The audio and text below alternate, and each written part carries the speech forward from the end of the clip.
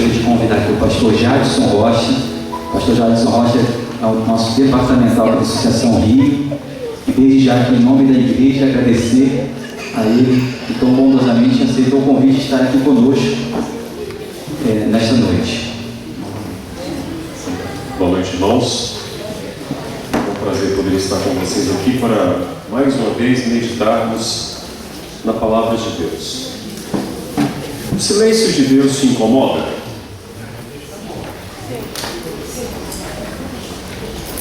Você tem orado e Deus não tem respondido? Há quanto tempo você pede por algo e Deus não atende?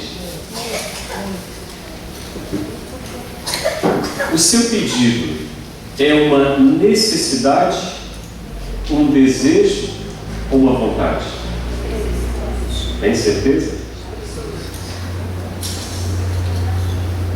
Eu fico impressionado com a forma que Deus usa para nos responder várias coisas de diversas formas. O que é mais essencial para a nossa vida? Você já parou para se perguntar? O que é mais importante para a nossa vida? É bem verdade que a gente hipervaloriza a saúde depois que perde. É um tormento a gente perder a saúde, não é verdade? A gente passa por sérios apuros e esses apuros nos levam até a imaginar que a saúde é importante para a nossa vida. Tem gente que tem dificuldade com o emprego. Muitas pessoas estão desempregadas. E quando o indivíduo fica desempregado, logo vai para o desespero.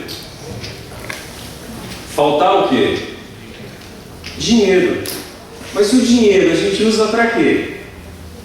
Para comer, se vestir, comprar carro, casa, muita coisa, né?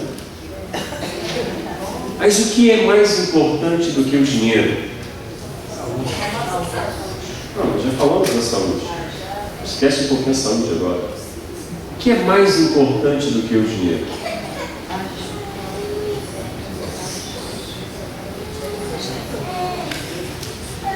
Analisando um pouquinho a palavra de Deus, a gente percebe que muitas vezes Deus silencia diante de alguns pedidos. E a gente não entende o motivo do silêncio. E pesquisando a Bíblia, não é que eu descobri, eu encontrei uma passagem na Bíblia que pode ser a resposta para o silêncio de Deus. Não é que Deus está calado. É porque existe algo melhor do que você deseja.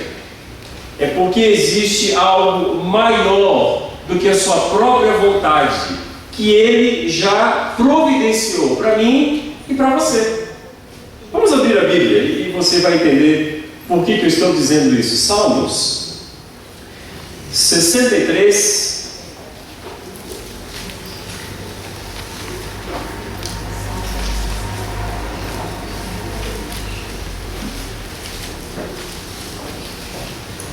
Verso 3.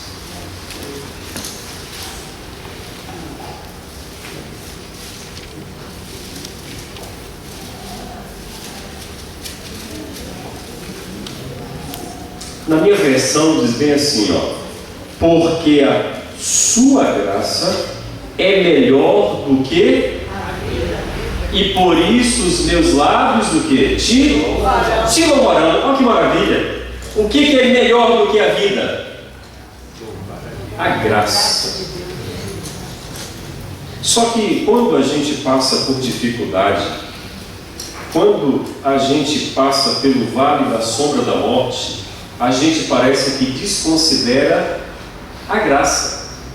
E começa agora a clamar a Deus para que Deus resolva aquele problema ou aquela dificuldade que nós estamos o quê?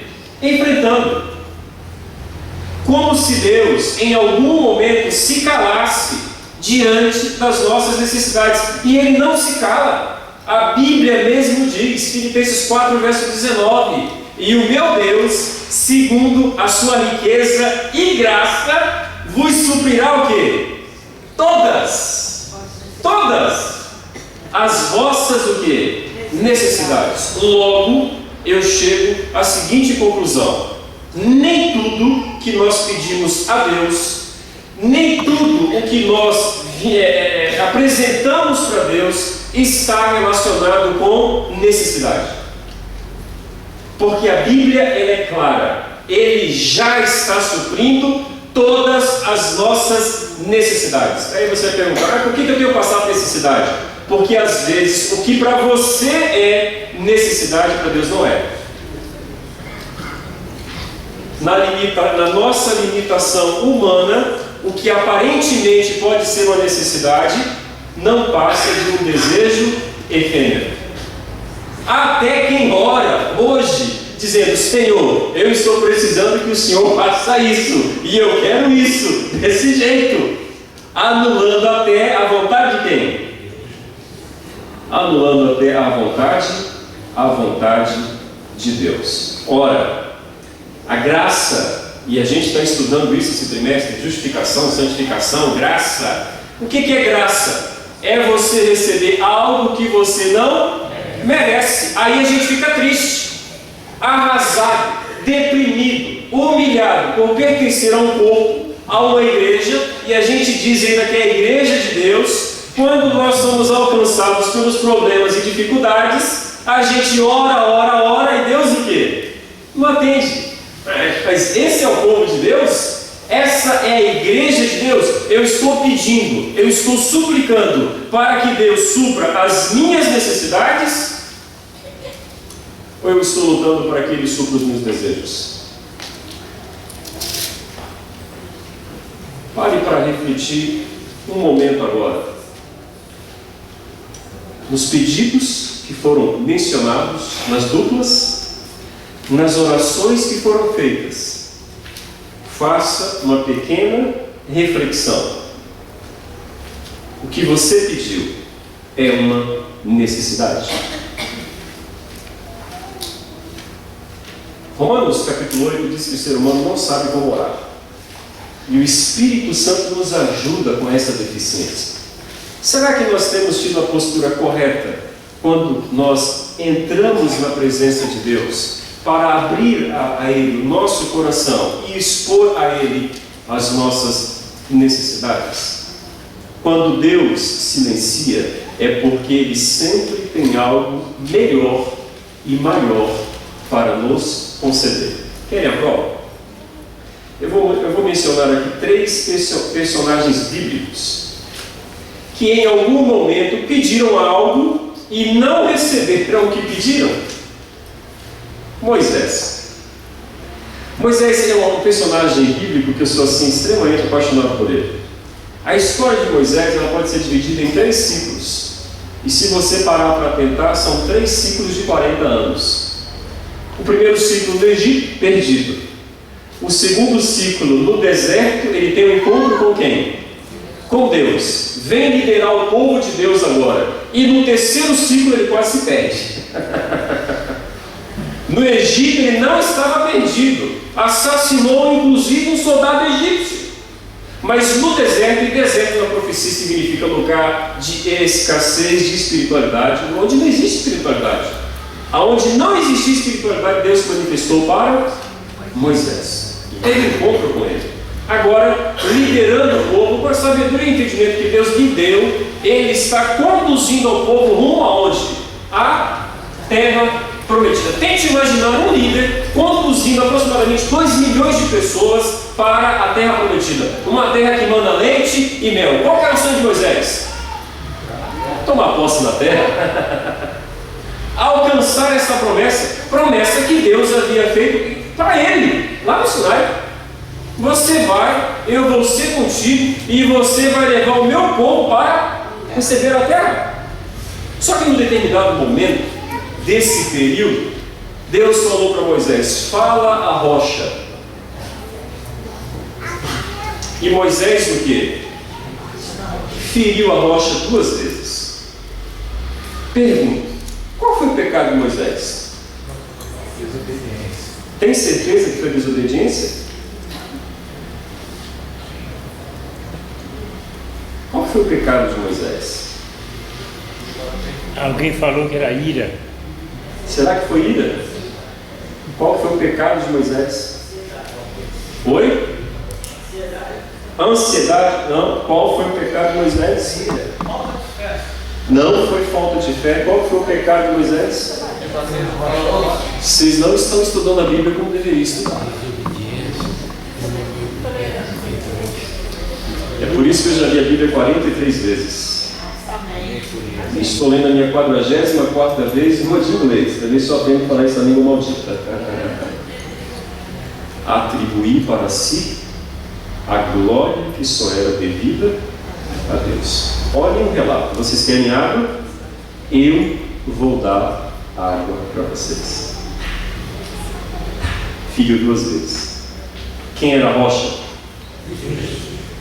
O mesmo Cristo que ele se manifestava para ele na sarça ardente. A gente está sendo generoso falando Cristo. Era Deus. Iael no Velho Testamento é Deus. Embora seja a pessoa de Jesus, é Deus. Atribuir para si a glória que só era devida para quem? Agora, na margem do Jordão, Moisés pede para Deus: deixa eu entrar na terra. Era uma necessidade? Não. Não. Era uma vontade? Uma vontade, não é possível. Liderei 40 anos, suportei tanto opróbrio, agora que na margem. Tem que passar, tem que entrar. Era uma vontade baseada e fundamentada no desejo. Desejo porque era líder. Só porque foi líder, ele achava que ele podia o quê? Entrar. Em Deuteronômio capítulo 3, a Bíblia no original não é que nem a gente lê. Não tem divisão de capítulo e versículos. O grego, o hebraico, o aramaico, não tem como você usar pontuação. Um pontinho no original bíblico você já muda completamente a formação da palavra, da letra ou da frase. Um pontinho que você usa. Mas os teólogos, eles admitem uma pausa, mesmo no original. Em Deuteronômio capítulo 3, Deus diz bem assim para Moisés: basta. Deus falou basta porque é educado. Se Deus fosse baiano, tinha dizido: oxente, cala a boca. E o basta de Deus vem seguido da seguinte frase: não me fale mais nisso. Desce, você vai passar o cajado, vai passar a autoridade, vai subir e morrer o quê? Sozinho. Misericórdia, o sangue de Jesus tem poder. Até parece que Deus está sendo o quê? Parece que Deus está sendo injusto, cruel. Mas que na realidade Deus queria era que Moisés não tivesse cometido o delito que ele cometeu, porque o desejo de Deus para Moisés foi o mesmo desejo que ele teve para com Elias e Enoque. Se Moisés não tivesse ferido a rocha, ele entraria em Canaã e estaria como está hoje no céu. Porque Moisés teria ido para o céu sem experimentar a morte. Mas na limitação humana, baseado e fundamentado no desejo, Moisés ficou deprimido, Moisés ficou humilhado, chateado, porque queria entrar onde? Na terra prometida. Olha, gente. Ele foi sepultado pelos anjos. Você já ouviu falar de alguém que foi sepultado pelos anjos? Que privilégio! Profetas e Reis diz que quando ele descansou no monte, na cordilheira do Monte Nebo, que a gente não sabe em que lugar do Monte Nebo ele morreu, mas na cordilheira do Monte Nebo, onde ele foi sepultado, ele mais diz que as vistas dele ainda não haviam se escurecido, então ele enxergava bem.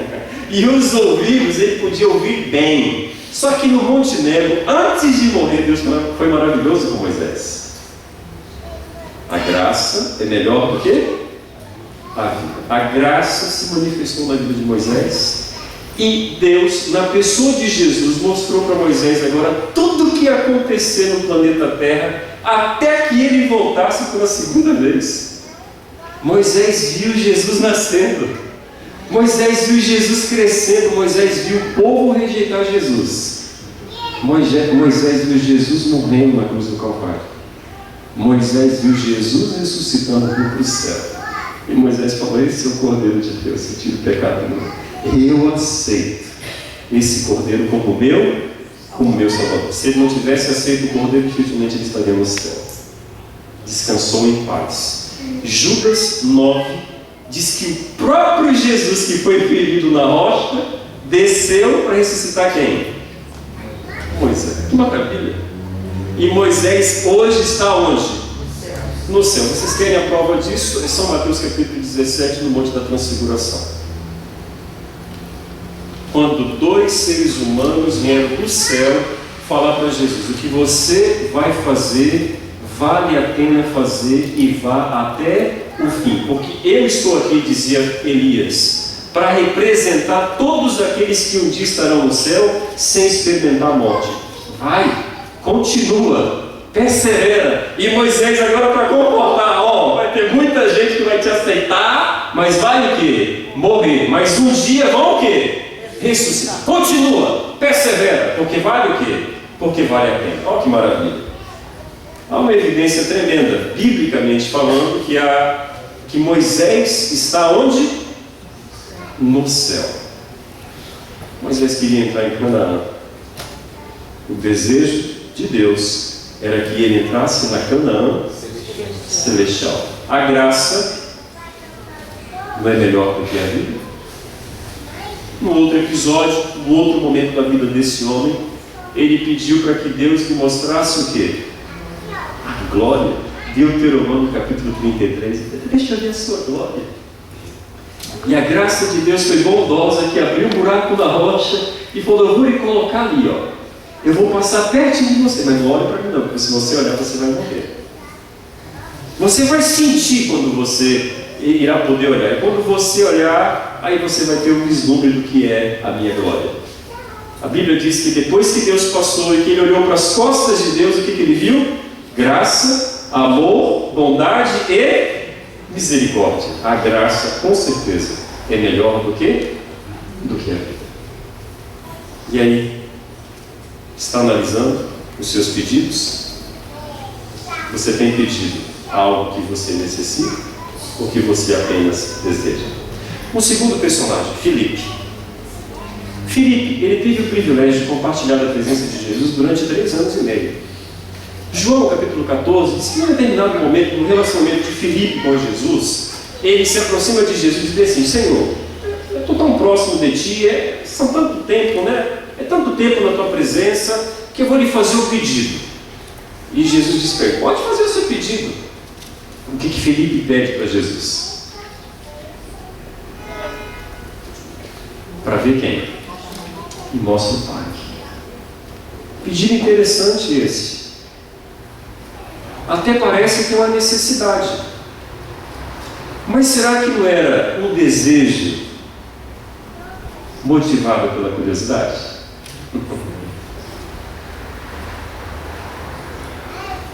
É impressionante a resposta que Jesus dá. Não estou entendendo o seu pedido. Você até disse que está há 3 anos e meio se relacionando comigo e você me faz um pedido tão simples como esse? Como simples. E Jesus diz: quem vê a mim, porque eu e o Pai, meu Pai do céu.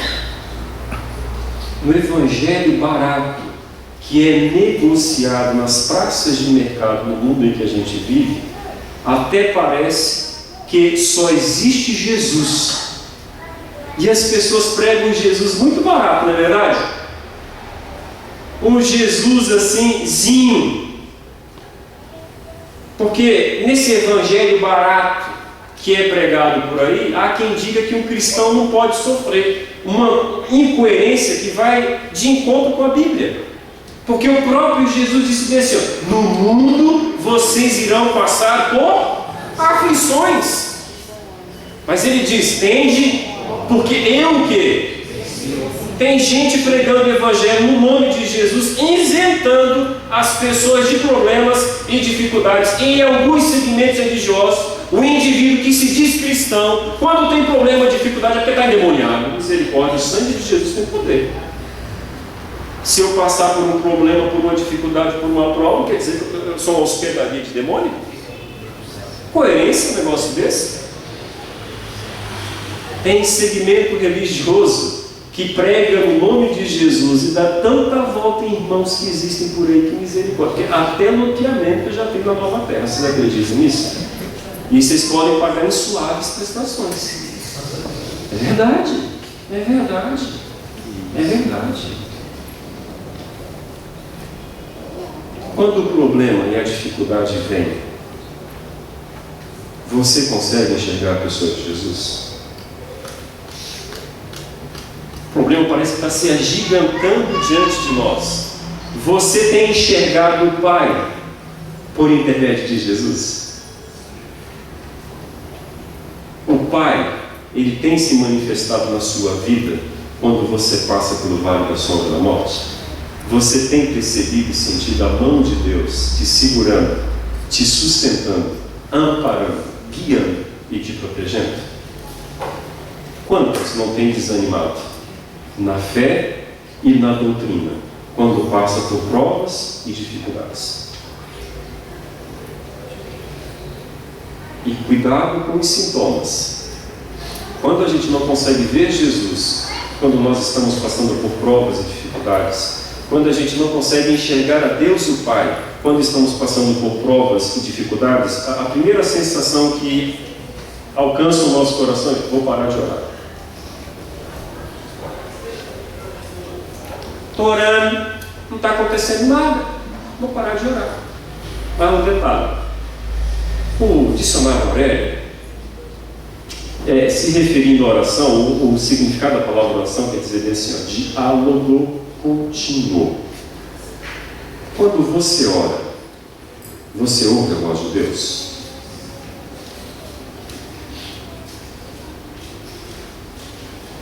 Porque se você não ouve a voz de Deus, não é um diálogo. É o quê? Um monólogo. Um monólogo, o indivíduo só o quê?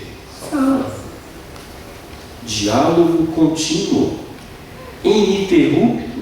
Como é que você ora? Oh, meu Deus, obrigado pela noite, me deu um dia na tua companhia, me livra das balas perdidas, no nome de Jesus, amém. Obrigado, meu Deus, por esse alimento que está sobre a mesa, abençoa as mãos que o preparou, em nome de Jesus, amém. Oh, meu Deus, obrigado pelo dia, agora vou me deitar, me deu noite tranquila, um sono reparador, em nome de Jesus, amém. Isso é oração?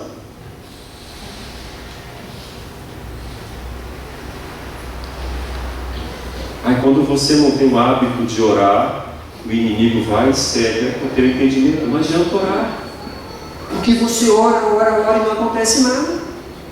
O indivíduo para de orar. E quando o indivíduo para de orar, ele deixa de ler a Bíblia. Quando o indivíduo deixa de ler a Bíblia, acredite, ele começa a faltar os cultos da igreja. Aí é um sábado, uma quarta, um domingo, um mês sem ir à igreja. Ele já não quer mais se associar com os irmãos da igreja. Filipe era um discípulo que tinha comunhão, que se relacionava com Jesus. Fez uma pergunta estranha e teve uma resposta mais estranha ainda. Olha para mim, quem vê a mim, vê o Pai. Nós precisamos crescer em relacionamento com Deus o Pai. Afinal de contas, Deus o Pai nos amou de tal maneira que deu o quê? O seu único Filho. A gente tem o hábito de ligar e associar a nossa salvação só à pessoa do Filho. E a gente muitas vezes exclui o que o Pai fez. O Filho só veio porque o Pai nos amou de tal maneira. E essa tal maneira vai além da nossa compreensão. Além da nossa compreensão. E aí, aquele pedido que você tem orado por ele há 4, 5, 10 anos, é um desejo necessidade.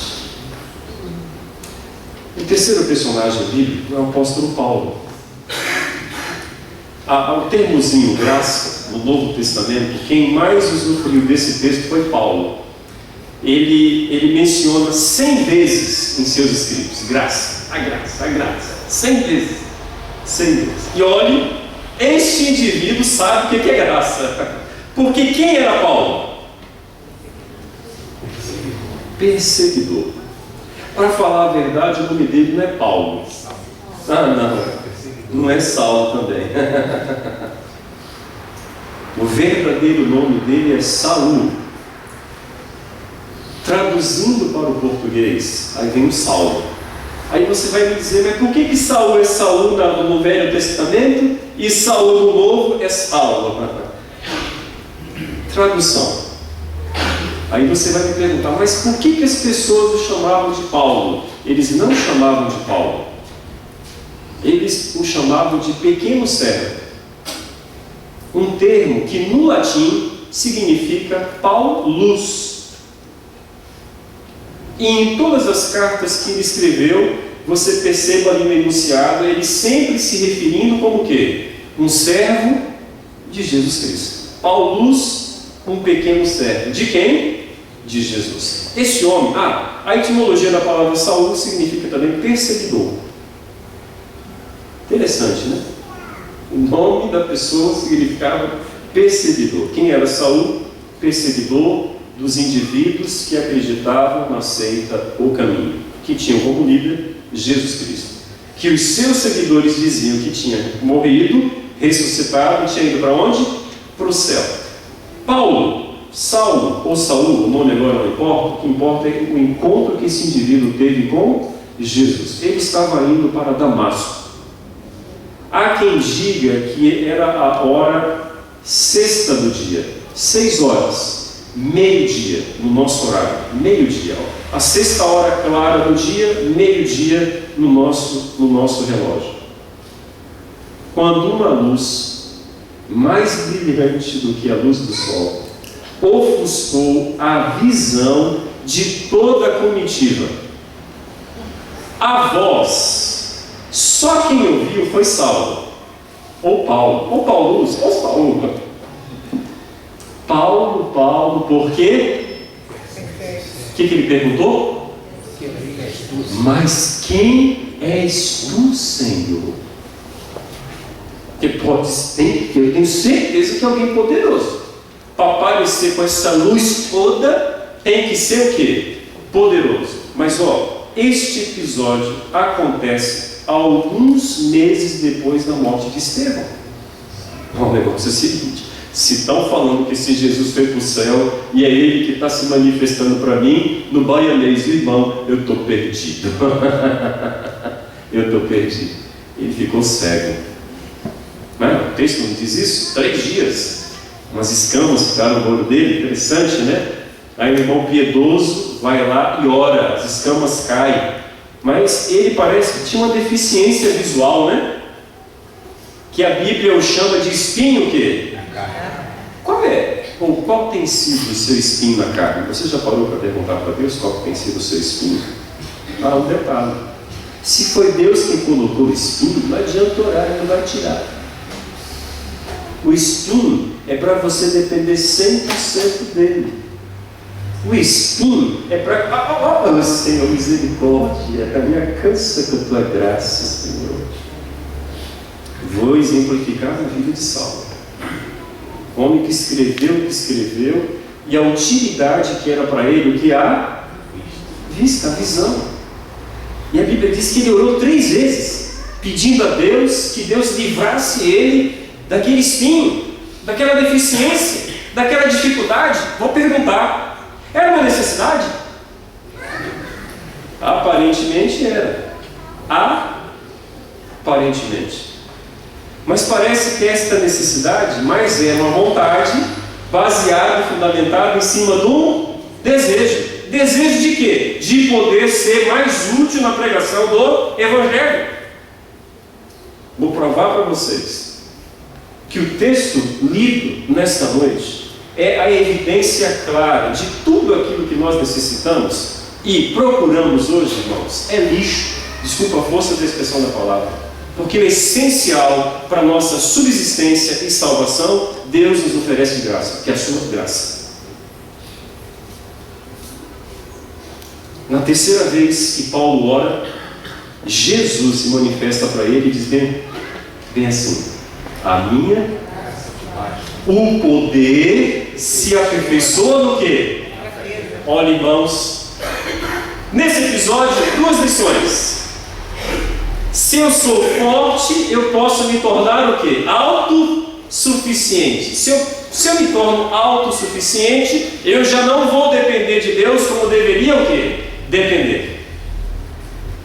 Se o poder se aperfeiçoa na fraqueza, é na fraqueza que nós temos que clamar e suplicar, não para que Deus atenda essas necessidades que aos nossos olhos são necessidades, mas no fundo não passam de desejos e vontades. Mas nós deveríamos orar para que Deus nos suprisse da nossa maior necessidade e carência, que é a graça. E a graça não é um suprimento único e exclusivo, não. Ela pode se renovar na minha vida e na sua vida diariamente, a depender do nosso relacionamento íntimo e pessoal com Deus. O desejo e a vontade vai nos levar a depender, mas nós temos que tomar muito cuidado, porque no mundo que a gente vive hoje, a Bíblia diz bem assim, que ele jaz no e que o príncipe desse século cegou o quê? O nosso o quê? Entendimento. Aí vem o desejo. Eu oro a Deus e Deus não atende o desejo, eu fico frustrado. Vem outro desejo, eu oro, clamo, suplico 1 ano, 2, 3, 5 anos, Deus não me atende, aí você vai para um outro segmento e você vê coisas, vê vultos ou vê voz, aquela coisa. Agora, aqui é a casa de Deus. Quando em algum momento você nunca vai sentir o poder de Deus na sua vida. Mas nós temos que tomar cuidado, porque enganoso é o coração o quê? Do homem, perverso. Quem o conhecerá? Então, em algum momento, na nossa mente finita, eu posso estar imaginando que um desejo e uma vontade é uma o quê?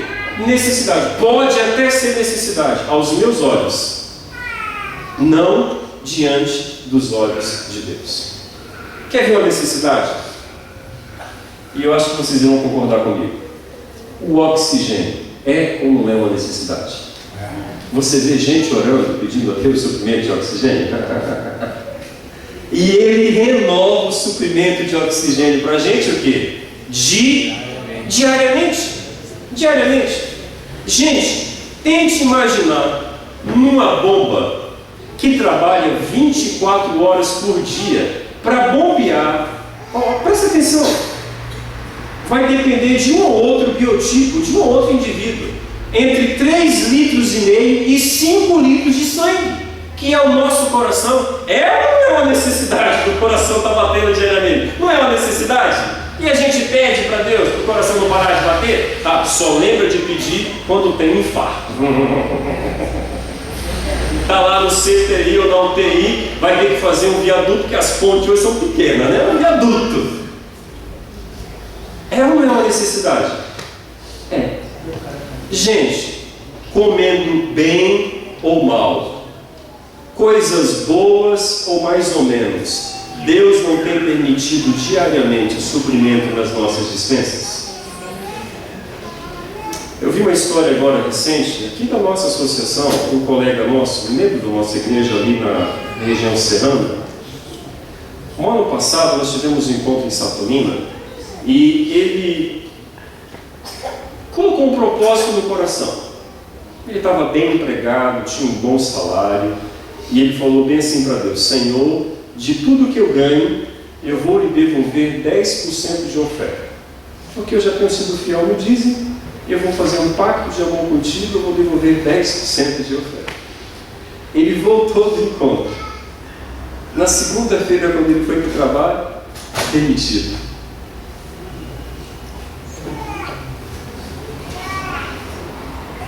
Seguro-desemprego hoje é 6 meses, né? Ele recebeu o seguro, tudo bonitinho, aquela coisa toda, né? E o dinheiro acabou. dinheiro. A esposa não trabalhava, só ele que trabalhava, procura um emprego aqui, um emprego ali. Às vezes eu fico impressionado, gente. A gente fica preocupado em suprir as necessidades do povo lá de fora, e às vezes tem gente passando necessidade no nosso meio, a gente não sabe. Isso para mim é demagogia. A assistência social é demagogia. Primeiro os de casa, se sobrar os de fora. Primeiro os de casa. Desculpa a franqueza.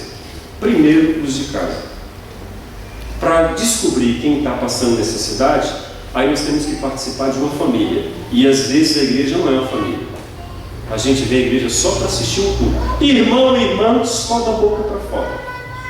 Só da boca para fora. E os irmãos da igreja que ele frequentava não descobriram que ele tinha um bom emprego, ele tinha um bom salário.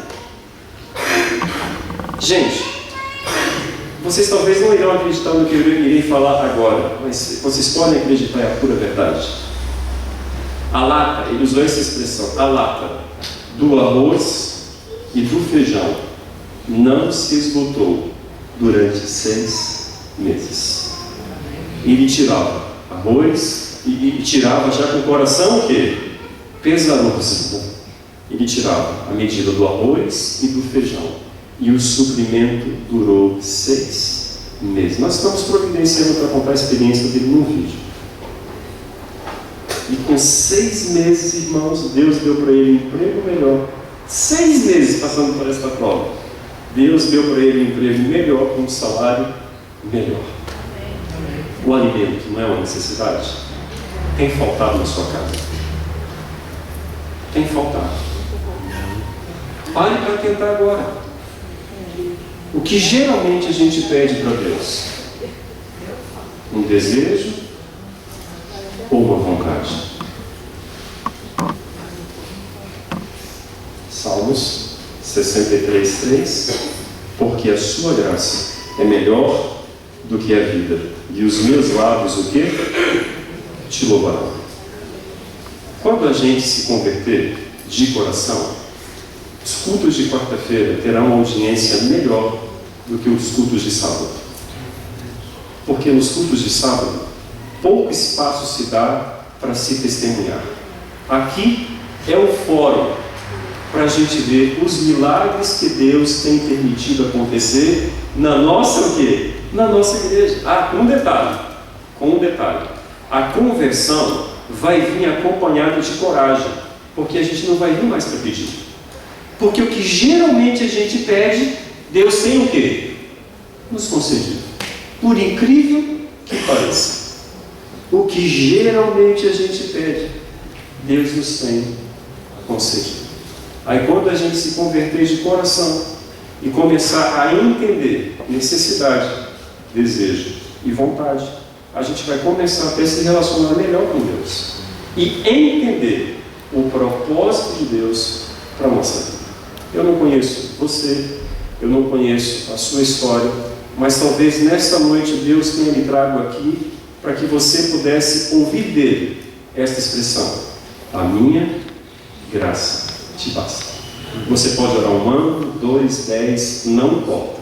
Mas se você tem o privilégio de ouvir isso de Deus, você será uma pessoa eternamente agradecida. Eu não sei se você tem um problema de saúde, eu não sei se você está passando por uma dificuldade financeira, eu não sei se você está desempregado. Mas se você tem passado por uma dificuldade, eu gostaria que você viesse aqui à frente que eu desejo fazer uma oração por você, para que Deus abra as portas do seu entendimento, para que Deus abra os seus olhos e você consiga ver aquilo que os perdidos não têm condições de enxergar. O quê? A graça de Deus. Pode vir. Vem que eu vou orar por você.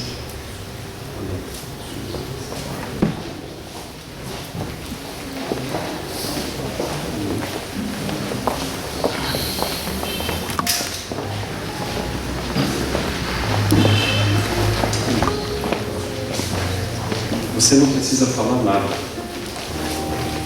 Por que você não precisa falar nada? Porque Deus conhece o seu coração.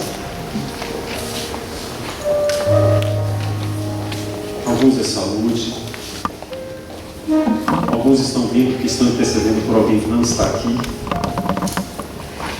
Alguns podem ser emprego. Outros podem estar vindo aqui para ter essa sensibilidade, para se relacionar mais intimamente com Deus. Outros estão vindo aqui porque vieram para ter uma resposta e Deus lhes respondeu durante a palavra. Isso é maravilhoso. Saia daqui crendo que necessidade você não precisa se preocupar. Deus vai suprir. Amém? É bíblico. Você não precisa se preocupar com necessidade. Deus vai suprir. Cuidado com os seus desejos. Cuidado com as suas vontades. Ela pode levar você para distante de Deus. Segure. Agarre a graça. Ela pode fazer a diferença. Tem feito na minha vida. E com certeza vai fazer na sua. Bondoso Deus, nosso eterno Pai. Desejos e vontades todos nós temos. Eu queria poder ter mais dinheiro para poder ajudar, Senhor, os irmãos da nossa igreja que carecem. Eu queria poder ter mais dinheiro para construir igrejas onde ainda não temos igreja. Eu queria poder ter mais dinheiro, Senhor, para poder comprar uma emissora de TV aqui no Rio de Janeiro, que tivéssemos 24 horas de programação ao vivo para pregar o Teu Evangelho. Mas talvez essa não seja a minha maior necessidade. Seja apenas um desejo, uma vontade. Aqui talvez, meu Deus, tenha irmãos que estão com desejo de ter mais saúde. É verdade. Um melhor emprego. Desejos. Nós queremos colocar todos os nossos desejos nesse exato momento sobre o Teu altar. Amém. Nós somos seres finitos e limitados. Verdade. Tu que é infinito e ilimitado, sonda-nos agora, Senhor. Conhece os nossos desejos, mas cumpra em nós a Tua vontade. Que a Tua vontade seja soberana na nossa vida. Porque nós aprendemos nesta noite que a Tua graça é melhor do que a vida. Esta vida que nós vivemos aqui de pecado é uma vidinha miserável, Senhor. Mas nós queremos viver aquela vida que Teu Filho nos prometeu, uma vida em abundância. Mas isso só será possível, Senhor, se a Tua graça se manifestar de maneira assim real na nossa vida. Permita, bondoso Deus, que a graça de Jesus neste exato momento nos alcance. Nós estamos te pedindo isso porque somos pecadores e entendemos que não merecemos receber o que estamos pedindo, mas só estamos pedindo porque Jesus pagou o preço dos nossos pecados na cruz do Calvário. Bondoso Deus, como ministro do Evangelho neste momento, eu quero repreender o devorador da vida dos Teus filhos. Amém. Alguns têm sido devorados pela falta de saúde, pela falta de relacionamento, pela falta de boas oportunidades, de bons empregos. Oh meu Deus, repreenda, que o inimigo não tenha poder de destruir a vida de Teus filhos. Amém. Agora, bondoso Deus, como ministro do Evangelho também eu quero te pedir, tira de dentro do nosso coração tudo aquilo que não lhe pertence. Tira. Envia agora, bondoso Deus, uma porção do Teu Santo Espírito na forma de fogo. Purifica o nosso coração. Purifica, Senhor, os nossos olhos, os nossos lábios, os nossos ouvidos, para torná-los sensíveis à Tua voz. Purifica as nossas mãos e os nossos pés. E usa-nos como instrumentos poderosos a proclamar a Tua graça para aqueles que ainda não Te conhecem. É o que nós Te pedimos no nome de Jesus. Amém. Que na próxima quarta-feira você possa estar aqui louvando a Deus, agradecendo a Deus pelos milagres que Ele vai estar operando na sua vida esta semana. Que Deus te abençoe. Que Deus me bendiga. É o meu desejo, é a minha oração.